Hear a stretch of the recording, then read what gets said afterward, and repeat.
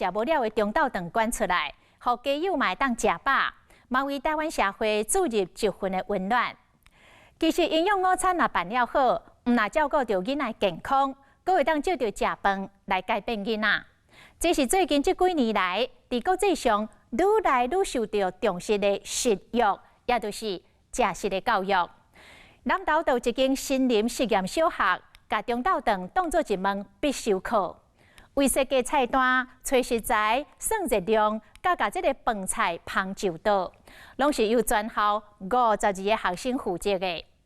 低年级的洗菜，中年级的切菜，高年级的煮菜。食饭时间，学生就像一家人，大家食圆道，食家己亲手煮的中昼顿，而且一定爱甲饭菜食好玩。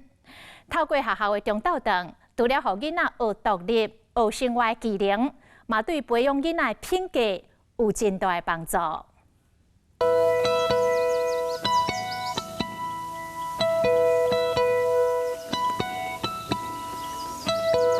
这里也是我们的校园的延伸，这边的水果啊，各种各样的水果。有点走，我这还好啦。哇，整只在这边。哦 ，yes。好，慢慢来。伫顶下阿德顺这场室外教学教的是中昼顿为倒位来，囡仔伫山内走来走去，真紧就将食材找出来啊！因找食材所在伫大自然内面，有一部分是学校。鸡蛋。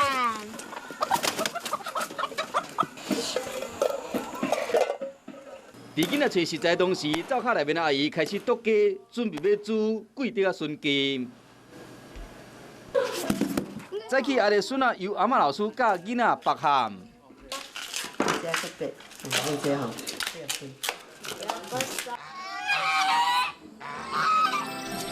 这农村生活拢是课程的一部分，教室已经伫室外，会使伫图书馆，会使伫电脑前，连国语课、自然课拢结合伫拜一这节菜单设计课内面。我们今天要上节气的部分，有谁知道再来的节气是什么？对，清明。那我们会吃什么？刚好有讲有猪血、肉米，对不对？山药、花肉、豆干，豆干。还有一个，我们今天去小菜。每礼拜一，囡仔爱将规礼拜菜单开出来，春天会出的贵碟笋就变成这礼拜讨论的重要角色。炒豆瓣酱炒不一样的、它是直接蒜炒。好，那我们就豆瓣酱炒桂竹笋。对啊。总共4菜1汤，真紧，第一组的菜单就出来啊。好，可以。好，谢谢。那我拿去。飞马老师他开的菜单可以吗？可以，都可以做得出来吗？都可以做得出来。孩子们开的菜单都是他们自己，就是中午的4菜1汤都是孩子自己煮出来。囡仔想要食什么物件，家己做主。老师的角色是避免因做同款的菜性。韭菜花草菇跟韭菜它是同一类，然后 Angel 已经开韭菜炒蛋，蛋改掉。我还没看到玉米之类的蛋。哦，玉米之类的。其实囡仔拄入来学校，听到家己会使开菜单，头一个反应拢是。我们想吃可乐饼，柠檬爱吃甜汤。还有大米虾，还有大干贝啊。这些有办法开吗？没办法。家己梦幻的菜单，大家拢有想到，验果回到现实，热量爱伫教部规定的650到850之间，避免进口的食材，预算袂使超过一个人60块。囡仔就开始想啊，什么是潮时当地食材俗搁好食？我们设计了糖醋里脊、3号排骨汤、客家小炒、马铃薯沙拉、蒜头菜。这些你们都做得出来吗？可以。那主要肉、糖醋里脊这种稍微在难度再高一点，我可能就会自己处理。等到他们以后可以独当一面自己开的时候，我再给他们开。对。每一组拢是混合制，由小组长带中期年级计算这个热量，加对环境影响。学校鼓励用中寮当地小农的青菜甲水果，要校园家己种的菜，家己饲的鸡所生的卵。我们的菜价不断的往上涨，好，那面包也贵，蛋也贵。那我不希望孩子们不知道吃米不知米价，所以我们必须知道给他一个成本控制。那成本控制背后的动机是什么？我们是希望把数学这一项技能也放在里面。我们最怕孩子会问一句话说：“老师，我学这个到底有什么用？”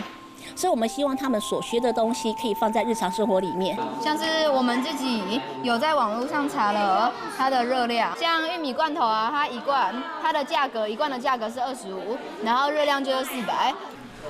除了生活中查资料做规划，设计菜单，都要个学习彼此拢法度接受。他不是一般的小孩，一般的小孩，他很爱吃苦瓜。他不都一样？她是一个很瘦的女孩。吃苦瓜很棒啊！对，很棒。然后我最讨厌的就苦瓜了。所以你不开苦瓜菜单吗？那如果想吃你怎么办？他就不要开。那怎么办？我不知道。我们学校基本上体验就是一定要体验，不管你喜欢不喜欢，哪怕是苦瓜，你害怕没关系，你先吃一片，你试试看。因为很多孩子们是因为自己主观性的害怕，连试都没有试过，所以就认为那个不好吃。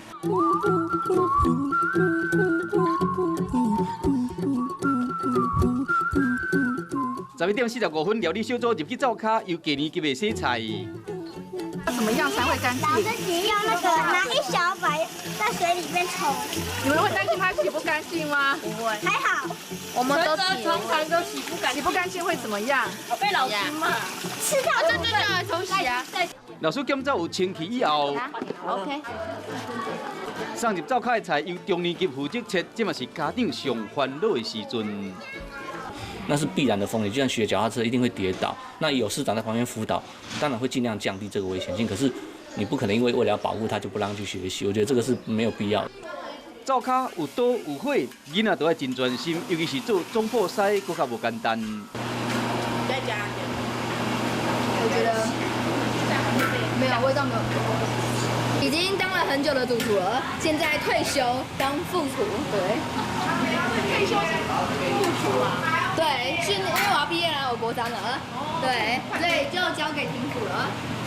在笑我就训练他，然后他以后就变得很厉害。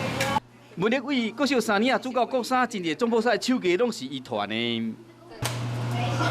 就是翻就对了，不要犹豫，翻就对了。有学起来吗？有。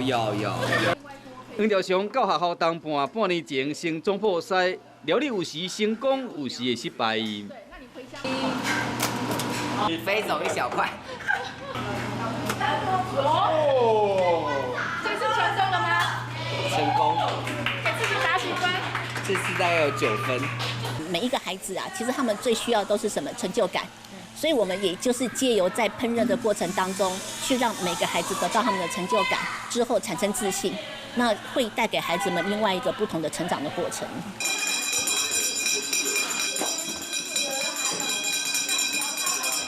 像大家庭同款，全校围伫圆桌啊食饭，要食进前有一个重要的仪式。谢天，感谢地，感谢农夫，感谢主厨和助手，谢谢大家。马铃薯，你是我的甜心。蛋节目。欢欢喜喜食饭，阁学到这顿饭直来无简单。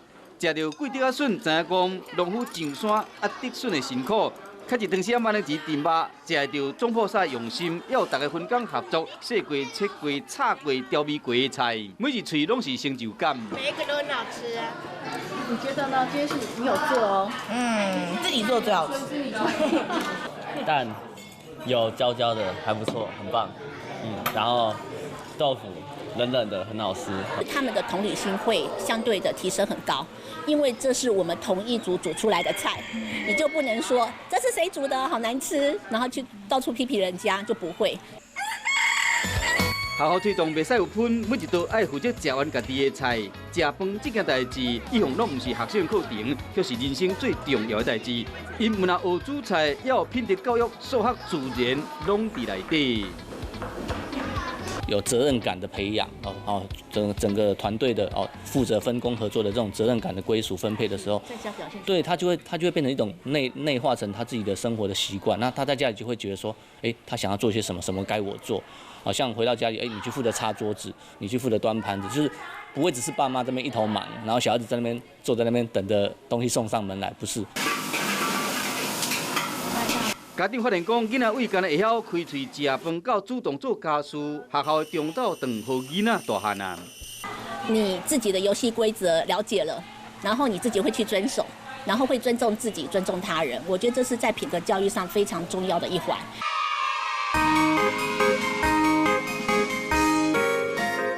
这场好滋味的实验，拢无限制，无包厢的竞争，嘛无利害关系。每一出菜有感恩、有尊重、同理心、加自信心，是滋养一世人的营养素。